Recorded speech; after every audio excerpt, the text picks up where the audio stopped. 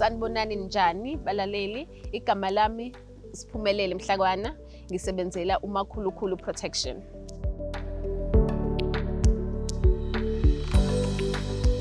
iMakhulukhulu Protection is a division of Ibhungane Brothers. Kodwa ngoba sizokhuluma ngemakhulukhulu, not Ibhungane Brothers, so sizofocusa kuyona iMakhulukhulu. So it's a division under Ibhungane Brothers. Siqale ukuba nayo security company which is Makhulukhulu ngo-2017. So into esiyenzayo ke kaMakhulukhulu Protection, we have amagadi armed nangekho futhi unarmed. We also have K9 units. We also have alarm system. We have CCTV. We also have a panic system.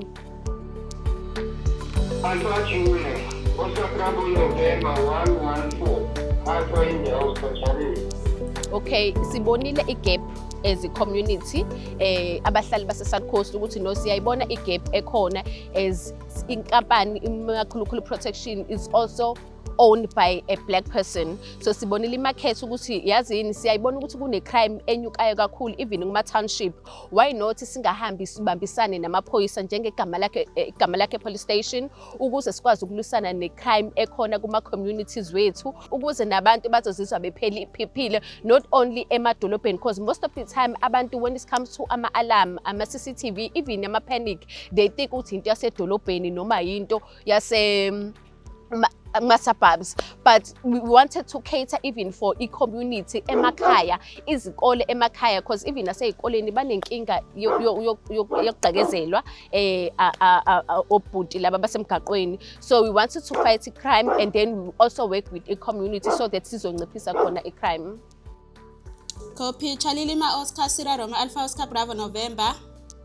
Oscar Bravo November 112 Alpha India. Okay, umphathi wethu, udirector wethu Mr. Sifiso Hadebe.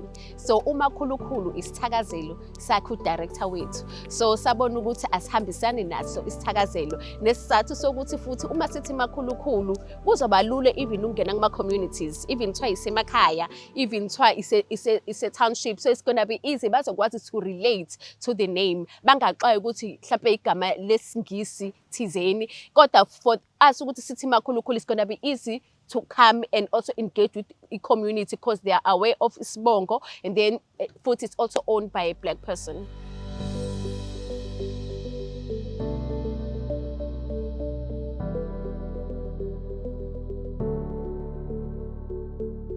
Okay, usemakhaya mhlawumbe asithi nje unesi uphinde usebenze night shift noma usomabhizinisi osemncane semakhaya osakhula. So uma sizokufakela ikhamera nje ekhaya, sikufakela ikhamera, siyafika kuwena ekhaya siyonza i-assessment, sibone ekhaya ukuthi ingakanani, sibone iy'nkinga zakho ukuthi ithini, sibheka ama-threat e-crime kuleyo ndawo leyo ukuthi thina as a security company Makhulukhulu mhlawumbe singayofaka kuphi amakhamera for i-safety. So sixoxisana nawe umnikazi wekhaya noma umnikazi osebhizinisi ukuthi udinga amakhamera amangakhi, athina ama-threats even khona endaweni, then sibonisane ke lapho sikufakele amakhamera according to ikhaya lakho noma ibhizinisi lakho ukuthi ithi indawo kuyona ime kanjani, i-crime yakuleyo ndawo injani, even nayo ikhaya noma ibhizinisi injani, then sikufakele lo makhamera for your safety. And into emnandi ngala makhamera uyakwazi ukubuka kuona ku-TV, ukwazi ukubheka ukuthi ubekonzakale the whole day noma ungekho. Siyakwazi futhi even ukufakela khona efonini. That means ukuthi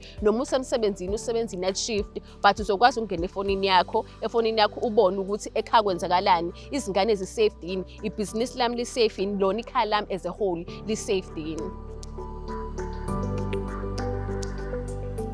Okay, it's important ke ukuba nekhamera. Ikhamera khona uyakwazi ukubona ukuthi ubani ongenile egcekeni, uyakwazi ukubona ama-surroundings wakho ukuthi kwenzakalani. So uzokwazi ukubona i-threat. If khona umuntu ongenile, it's gonna be easy for wena ukuthi ubone ukuthi ubani lo ongenile, because uzokwazi ukungena efonini, uzokwazi futhi ukubona ekhaya ku-TV. Kanti une-alarm system, i-alarm system we don't have amakhamera kuyona i-alarm system, it's just the alarm system esizo-install ekhaya so that if anything happens, mhlampe asithi uyangena nomuntu uzoganga ekhaya, the moment hlampe evula isicabha seliyakhala i-alarm, so they are able ukuthi bafike bazo-reacta obhuti esisebenza nayo and then bakwazi ukudila naleyo nkinga leyo. So i-alarm system ngeke uze ubone ukuthi ubani lo obekhona, but ikhamera izokunikeza isithombe ukuthi ubani lo, ukuze uzokwazi ukubona ukuthi ubani ongenile futhi ubani ophumile.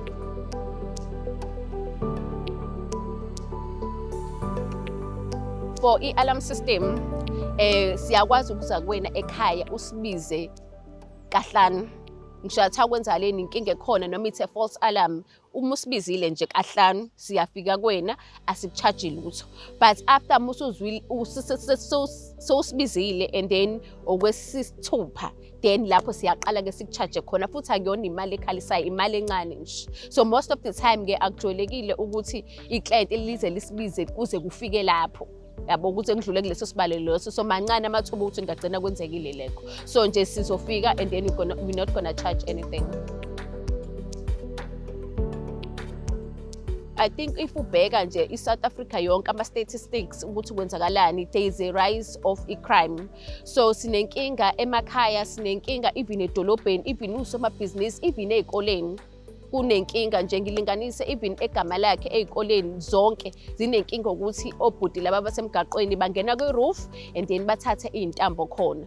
So kunenkinga enkulu kwi-crime, and abantu abaningi, abanye basebenza ama-night shift, abanye they go on businesses ekhaya kusela iy'ngane noma kusela abantu abadala. So if une-alarm, so now you feel safe. Thina njengomakhulukhulu we si-prioritize your safety. We make sure ukuthi even use-Cape Town, even uhambe waya kuphi, but siwenza sure ukuthi your home is safety. Gangokuthi we will do a stand off, sizokwenza ama-patrols, and then we will make sure ukuthi we just give you a peace of mind even wherever you are, so that you yazi ukuthi my home and my family is safe all the time.